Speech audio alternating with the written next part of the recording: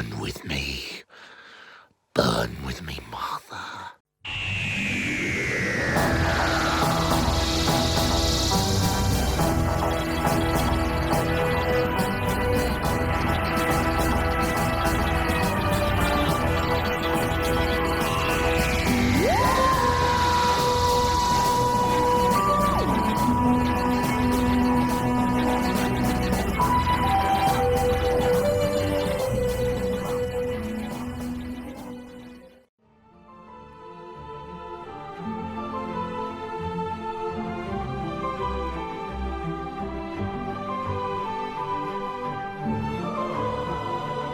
Hello Whovians, and welcome to my latest Doctor Who review, where today I review 42, starring David Tennant as the 10th Doctor. It's got to be like the shortest title for an episode ever. Funny enough, this story is actually written by the current Doctor Who showrunner Chris Chibnall, and it is the 184th story overall in Doctor Who. So the basic plot of 42 is as follows. The 10th Doctor and Martha follow a distress signal, only to be trapped on a spaceship hurtling towards a sun with only 42 minutes left till impact. So, 42. I adore this Doctor Who story. 42, this is an incredible Doctor Who story, one of my absolute favourites from David Tennant's era. 42 is just one of those rare stories where everything just clicks. Literally, everything works about it, for the most part. The only thing I would criticise is the ending scene when Martha kisses Riley Vashti. Doesn't need to happen. Stupid. It was just there to make the Doctor jealous. That aside, this is fantastic. 42 is a balls-to-the-wall thrill ride. The story and the premise is actually fairly simple, but it's executed so well, and it's so intense that you have such an adrenaline rush when you're watching this story. And the great thing about 42 as well is that it is played within real time.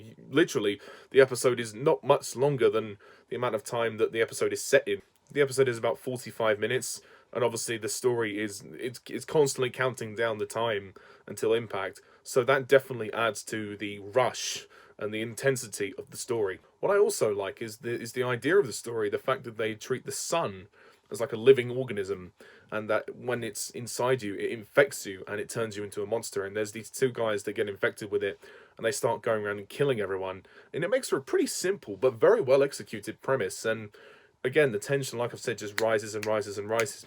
And even at one point, it infects the Doctor when he goes out to remagnetize a pod back to the spaceship. And I think this is one of David Tennant's greatest performances as well, especially when he gets infected with the sun and he's trying to fight it, getting inside his head, and they have this constant phrase, the burn with me. And I think that actually is very, very freaky. Not even just when the Doctor says it, but when a few others say it. And it's so thrilling. 42 is just incredibly thrilling, and it never stops moving. It has constant momentum. It is just so good. Freema Agyeman is great as Martha Jones as well, and once again taking a lot of control and really stepping up to the plate here. What's also great about Martha is the fact that we have some more emotional moments with her as well. There's a moment when she gets stuck inside a pod and she thinks she's going to die, and then she phones her mother, and it's quite an emotional conversation where she's accepting her death and saying goodbye. And obviously in the Lazarus experiment this was a thing as well, but it's now kind of dawning on Martha how much her travelling with the Doctor is affecting her family life, and how much, she might lose them. She's getting close to losing them if she's not careful as well. And it's just a very poignant moment. And I also like the performance from Francine Jones as well. I forgive me, I don't know the actress's name, but the actress who plays Martha's mother does quite a good job. And we actually discover that Martha's mother is being watched by the government, ruling under Harold Saxon, and we'll find out exactly who Harold Saxon is later in the series. But it's interesting that they're dropping these little hints here and there. 42 is not just all tension. There is some great comedy as well, particularly when the Doctor is trying to remember the answer to a question, something to do with Elvis and the Beatles, and he can't answer it. Bless him. I guess the Doctor's not familiar with pop culture. I just love that. I think that's funny. I also think the music by Murray Gold is excellent. It's some of the best music for the show. It really is great. And actually I think visually 42 is one of the episodes that really has held up the best. In Series 3, this is one of the best visually stunning episodes. The images of the ship near the sun, it just looks beautiful, and for a TV budget, it looks very impressive. As well as the Doctor and Martha, there's actually a great supporting cast in this one. We've also got Michelle Collins, who's famous for appearing in EastEnders and Coronation Street. She plays Kath MacDonald, who's the captain, and it turns out she's a little bit of a liar. She's been basically stealing particles of the sun and using it for cheap fuel because they were running out of fuel, and that is what's caused the sun to scream out and infect the two members on her ship, and now they're crashing into the sun. So, yeah, karma.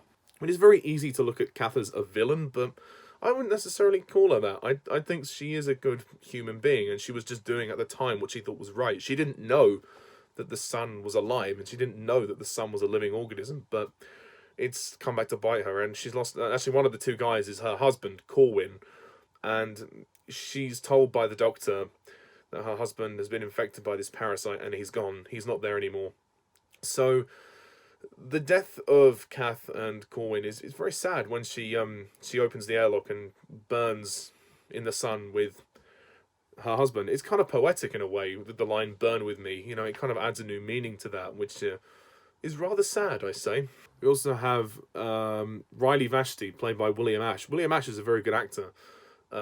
And I think he plays his part well. Like I said, the kiss scene with him and Martha is pointless, but other than that, he plays a pretty good character. He's a good ally.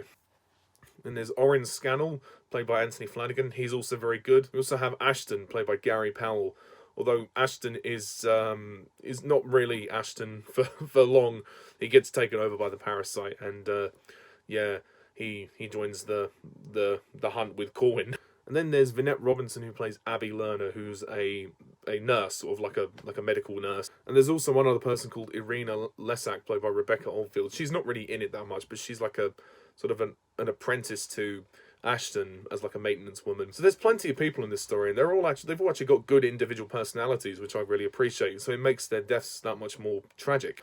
Like I said, the pace is really what works in 42's favour. The fact that it's just so intense and just so thrilling, and every so often we'll cut back to the countdown, and it just never stops, and that's what I love about it. And the story and the premise are just simple enough to work very well.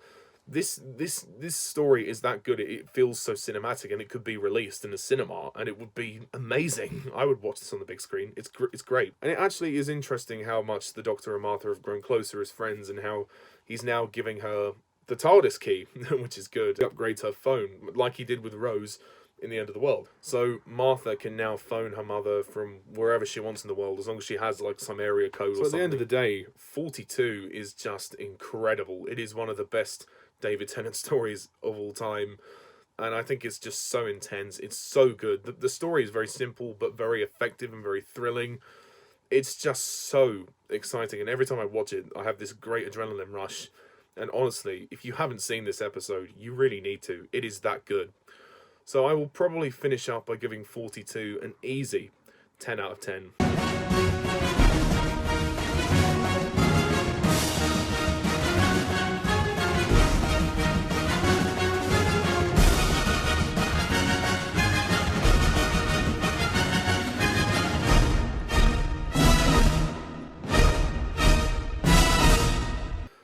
So yeah, that's my review of 42, and stay tuned next time when I review the very interesting story, Human Nature and the Family of Blood, the second two-part story, and the final two-part story of Series 3, because as we know, Series 3 actually ends on a three-part finale. So yes, until next time, I'm Mr. TARDIS11, thank you very much, see you soon, bye for now.